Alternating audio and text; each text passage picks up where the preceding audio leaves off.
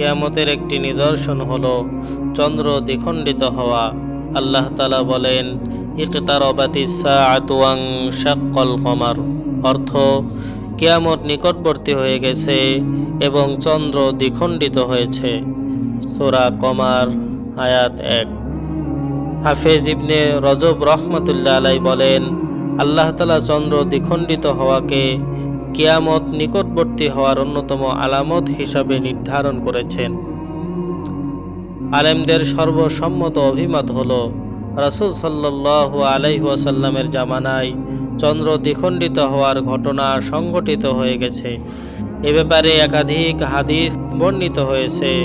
হযরত আনাস রাদিয়াল্লাহু তাআলা আনহু বলেন, মক্কাবাসীরা যখন রাসূল সাল্লাল্লাহু আলাইহি ওয়াসাল্লামের কাছে নবুয়তের প্রমাণ চাইল, তখন তিনি চন্দ্রকে দ্বিখণ্ডিত করে দেখালেন।